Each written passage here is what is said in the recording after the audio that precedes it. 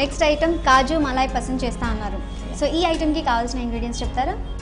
కాజు, Malay, sugar, bread crumbs, ఘీ, ఇలాచీ powder.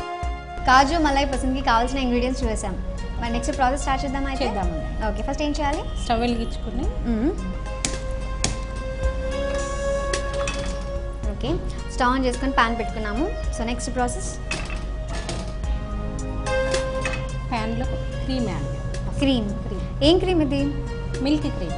Milk cream. Milk cream అంటే బయట మనకి మార్కెట్లో దొరుకుతుందండి. లేదంటే మనకి మిల్క్ మీద అంటే ప్యాకెట్ పాలు కాకుండా మామూలు పాలు తీసుకుంటాం కదా, దాని మీద వచ్చే మీగడ.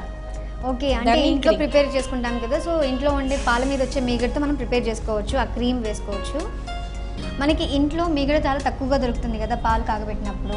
సో ఎక్కువగా మనం క్రీమ్ ప్రిపేర్ చేసుకోవాలి అంటే ఏం చేయాలి? ఎలా 3 days మిల్క్ మీద క్రీమ్ తీసుకొని దాన్ని మనం ఫ్రిడ్జ్లో స్టోర్ చేసుకుంటే దొరుకుతుంది. ఓకే, 2-3 days మనం అలా మిల్క్ మీద ఉండే మీగడ తీసుకొని ఫ్రిడ్జ్లో స్టోర్ చేసుకోవాలి. ఓకే, దీనిలో యాడ్ అంటే ఈ ఐటమ్ చేసుకోవాలి అంటే మీగడని ఫస్ట్ స్టోర్ చేసుకోవాలి మనం. ఓకే, ఇందులో షుగర్ యాడ్ చేద్దాం. షుగర్ యాడ్ చేయాలా? ఒక 1/2 కప్ వేయండి.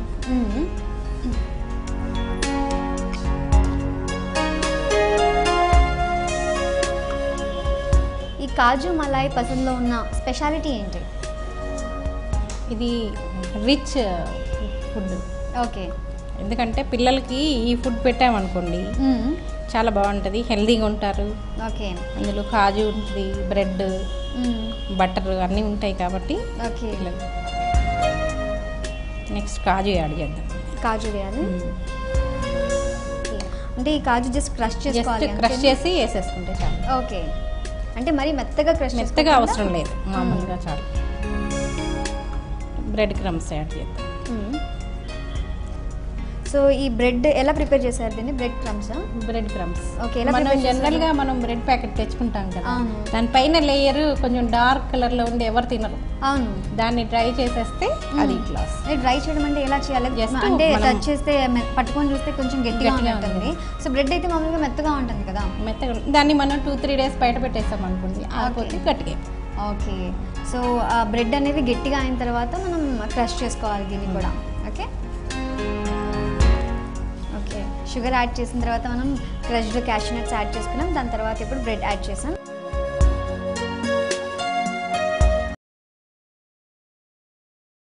సో ఈ స్వీట్ అనేది హాట్గా తింటే బాగుంటుందా లేకపోతే ఫ్రిడ్జ్లో పెట్టుకొని తిన్నా బాగుంటుంది, మామూలుగా హాట్గా తిన్నా బాగుంటుంది. ఓకే, ఇది కొంచెం థిక్ అయింది చూసారా? అవును, దీనికి కొంచెం మిల్క్ యాడ్ చేద్దాం. మిల్క్ యాడ్ చేయాలా? దీనికి మిల్క్ యాడ్ చేద్దాం. సో మనం బ్రెడ్ వేయగానే సో మొత్తం దగ్గరికి అయిపోయింది కాబట్టి కొద్దిగా మిల్క్ యాడ్ చేసుకుంటే బాగుంటుంది. ఓకే, ఓకే, మనం బ్రెడ్ వేసుకున్న తర్వాత కొద్దిగా దగ్గరికి అయిపోయింది కాబట్టి మిల్క్ యాడ్ చేస్తున్నాము. సో మిల్క్ యాడ్ చేసుకోవాలి లేకపోతే వాటర్ కూడా యాడ్ చేసుకోవాలి? వాటర్ వద్దండి, మిల్కే. Only milk. వాటర్ వేస్తే ఏమవుతుందంటే అది డైల్యూట్ అయిపోతుంది. ఓకే, ఓకే, అందుకని మిల్కే యాడ్ చేస్తాం. సో మొత్తానికి ఇది స్వీట్ అనేది లిక్విడ్ ఫామ్లోనే ఉంటుంది. లిక్విడ్ లాగే ఉంటే అంటే పాలు ఎక్కువ యూజ్ చేస్తాం ఇందులో. ఇంకొన్ని యాడ్ చేద్దామండి మిల్క్. ఇది థిక్ అవుతుంది కదా. ఓకే, ఓకే, మిల్క్ యాడ్ చేసుకున్నాం మనము. నెక్స్ట్ ప్రాసెస్ ఏంటి? ఇందులో ఇలాచీ పౌడర్ యాడ్. ఇలాచీ పౌడర్ యాడ్ చేసుకోవాలా? ఓకే, సో ఇలాచీ యాడ్ చేస్తే మంచి ఫ్లేవర్ వస్తుంది కదా. అవునండి. యాక్చువల్గా ఇందులో మీరు క్యాష్యూ నట్స్ యాడ్ చేశారు. సో క్యాష్యూ నట్స్ కాకుండా వేరే డ్రై ఫ్రూట్స్ కూడా యాడ్ చేయొచ్చు. అంటే ఏవి యాడ్ చేస్తే బాగుంటుంది? పిస్తా, బాదాం అన్నీ చేసుకోవచ్చు. ఓకే, సో ఎవరి టేస్ట్ని బట్టి వాళ్ళు.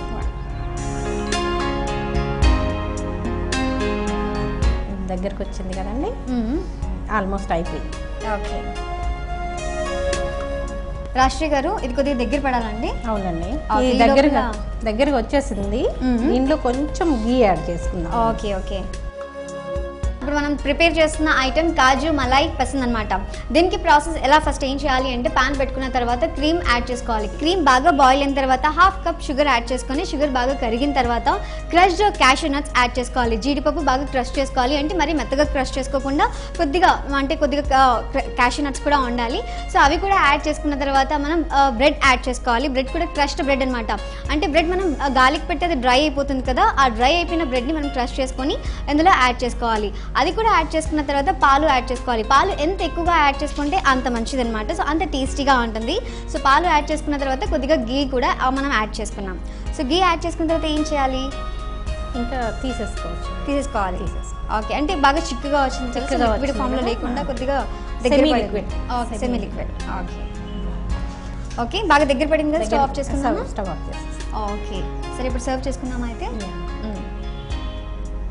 బౌల్లో తీసుకున్నామండి.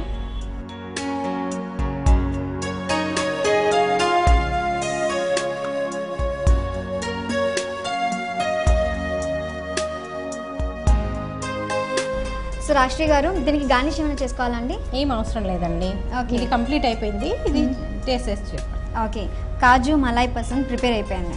ఓకే, ఇది చాలా ఈజీ ప్రొసీజర్ కదండి, అంటే చాలా లెంతీ ప్రొసీజర్ కాదు. సో కష్టపడాల్సిన అవసరం లేదు, సో ఈజీగా అయిపోతుంది. చాలా ఈజీ.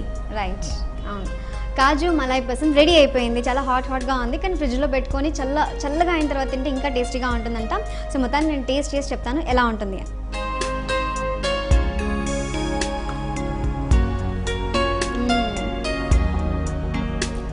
చాలా బాగుందండి. కాజు మలై పసంద్ చాలా బాగుంది. అసలు ఇందులో బ్రెడ్ ఉన్నట్టే తెలియట్లేదు. మనం క్యాషూ నట్స్ కూడా క్రష్ చేసి వేసాం కదా, సో ఆ పంటికి తగులుతుంటే చాలా టేస్టీగా ఉంది.